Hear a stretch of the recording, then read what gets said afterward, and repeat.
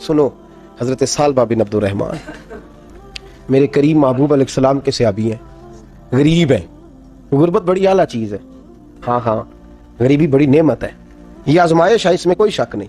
لیکن قیامت والے دن پتہ چلے گا جب غریب چھلانگ لگا کے جنت میں داخل ہو جائیں گے. اور امیر تو کھڑے ہیں نا. میرے نبی پاک نے حضرت عبد الرحمن بن عوف کو، حضور صبح صبح اٹھے تو نبی پاک کی آنکھوں میں آنسو تھے. فرمایا میرے عبد الرحمن بن عوف کو بلاؤ. حضرت عبد الرحمن بن عوف آئے تو حضور نے سینے سے لگا لیا.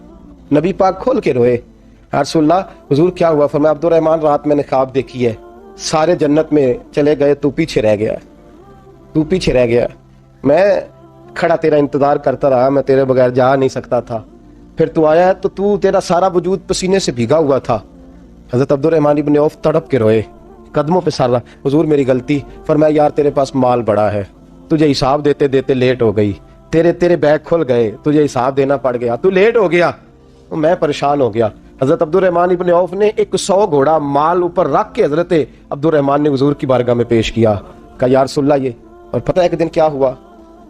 ایک دن سرکار کے وصال ظاہری کے بعد حضرت عبد الرحمن بن عوف نبی پاک کے گھر کے دروازے کے باہر آ کے بیٹھ گئے اور یوں سر کو پکڑا ہوا ہے، رو رہے ہیں. حضرت ام سلمہ حضور کی زوجہ باہر آئیں. کہا بیٹا عبد الرحمن کیا ہوا؟ جب پوچھا کیا ہوا تو اور کھول کے روئے. کہا کیوں روتا ہے؟ کہا ماں جی جب تک میرے محبوب حیات ظاہری میں تھے مجھے بتاتے تھے یہ مال نہ کما، یہ کم. میں حضور سے بات کرتا تھا تو حضور روک دیتے تھے. اب مجھے ظاہراً بتانے والا کوئی نہیں، مال کے ڈھیر لگ گئے ہیں. آج حساب کرنے بیٹھا ہوں تو حساب نہیں ہو رہا. سوچتا ہوں اگر میں پھنس گیا تو مجھے کون اس سے بچائے گا؟ آپ محبوب کی زوجہ ہے، میری ماں ہے، میں آپ کے پاس آیا ہوں. اماں جی مجھے بتائیں میں کیا کروں؟ تو حضرت ام سلمہ بھی رو پڑی. کہنے لگے محبوب تھے، میں کہاں ان کی ترجمانی کر سکتی ہوں، میں نبی پاک کی ترجمانی کیسے کروں؟ کہا اماں جی خدا واسطے مجھے کوئی حکم دے دیں، مجھے لگتا ہے عبد الرحمن برباد ہو جائے گا، ہلاک ہو جائے گا. خدا رہا مجھے کچھ بتا دیں، اتنا سارا مال ہے، میں کہاں اس کا حساب دوں گا؟ مہربانی فرمائیں، یہ تجارتیں میرے گلے پڑ رہی ہیں. حضرت ام سلمہ کی جب منت کی تو فرمانے لگی جا بیٹے آدھا خیرات کر دے. کتنا؟ 2.5% نہیں، کتنے فیصد ہے؟ 50%، 50%. حضرت عبد الرحمن ابن عوف گئے اور 50% خیرات کر کے کہنے لگے اماں میں نے 50% دے دیے، میں بچ جاؤں گا نا، میں بچ جاؤں گا، میں دے آیا ہوں آدھا. تو حضرت ام سلمہ فرمانے لگی میں نبی پاک کی بارگاہ میں سفارش کروں گی تیری، اور نبی پاک اللہ کی بارگاہ میں سفارش کرے صلی اللہ علیہ وسلم. حضرت سالبہ بن عبد الرحمن حضور دعا کر دیں، غریبی ہے. میرے نبی پاک نے فرمایا تجھی اس حال میں ہے بہتر ہے. کرتے ہیں حضور نہیں دعا کر دیں. فرمایا تجھی اس حال میں ہے. تیسری دفعہ پھر آ گئے، حضور نے دعا کر دی. 4 بکریاں تھیں، چند مہینے گزرے، کچھ تجارت شروع کی، چھوٹے موٹا لین دین شروع کیا تو 40 ہو گئیں.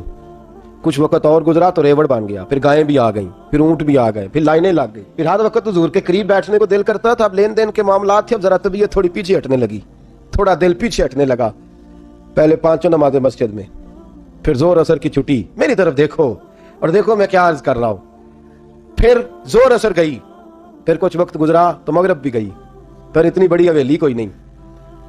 پھر باہر جا کے مدینے سے ڈیرا لگا لیا، جمعے کے جمعے آتے. زکوٰۃ کا حکم آ گیا 2 ہجری میں.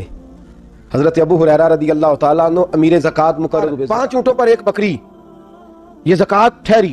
اب جب گئے نا اونٹ گنے اور بکریاں گننے لگے، اوہو 1 کروڑ پہ 2.5 لاکھ کس نے دیا تھا؟ دعا کس نے فرمائی؟ اوہو اتنا، میرے پیسے بینک سے میسج آ جائے گا اتنے کم ہو گئے، اوہو بڑی مصیبت بنے گی. مجھے تو خوشی ہوتی ہے جب آتے ہیں تو یہ اب یہ والا میسج بھی چلے گا کہ اتنے مائنس ہو گئے. توبہ توبہ، پریشانی لگ گئی، بڑی طبیعت. انکار نہیں کیا، کہنے لگے حضور سے جا کے عرض کرنا میں خود آؤں گا، اور جہاں محبوبیت ہو وہاں اتنے لفظ بھی بے ادبی ہیں. وہاں ٹھہر جاؤ، سوچتا ہوں، سمجھتا ہوں، غور کرتا ہوں، یہ جملے بھی وہاں توہین ہوتے ہیں. محبوب ہو اور وہاں انسان سوچ سمجھ کی بات کرے. وہاں انسان، بابا بلے شاہ صاحب نے کہا عقل آخ دی چگے نو سام کے رکھ، عشق آخ دے بال کے سیکنا چاہیے. کہا جا کے کہنا میں آؤں گا. سب کی زکوٰۃ لے آئے، در رسول پہ آئے. حضور نے فرمایا پہلے سالبہ کی بات بتاؤ. پتہ تھا نا پہلے سالبہ. حضور اس نے کہا تھا میں آؤں گا.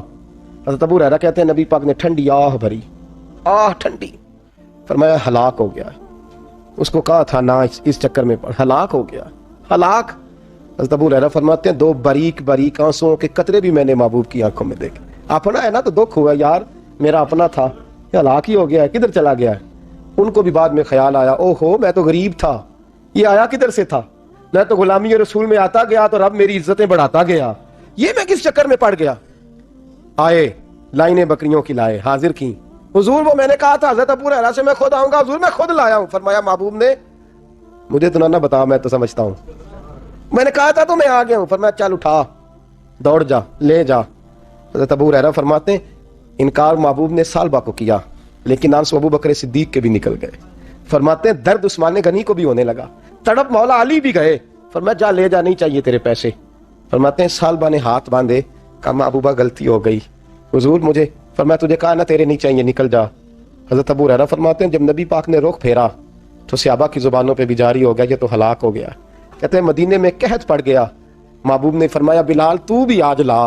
ایک خشک چھوارا حضرت بلال کا قبول ہو گیا, لیکن سالبہ لائنیں لگی یا مال کی. فرمایا جا لے جا, تیرا قبول نہیں ہے. فرماتے ہیں تڑپتے رہے ساری زندگی اور مال کو دیکھ دیکھ کے آہیں بھرتے رہے, لیکن کریم نے اس تجارت کو قبول. حضرت ابو بکر صدیق کے پاس آئے, سرکار کے وصال حضور قبول فرما لیں. فرمایا ساری دنیا کا قبول ہے, جس کا میرے نبی نے قبول نہیں فرمایا میں کیسے قبول کر لوں. حضرت عمر فاروق کے پاس آئے, فرمایا نہ تیرا قبول نہیں. حضرت عثمان کے زمانے میں وصال ہو گیا. عزیز یاد رکھ, تجارت وہ والی کر جو تجھے نجات دے, اس چکر میں نہ پڑ جا جو تجھے الجھا دے, جو تجھے الجھا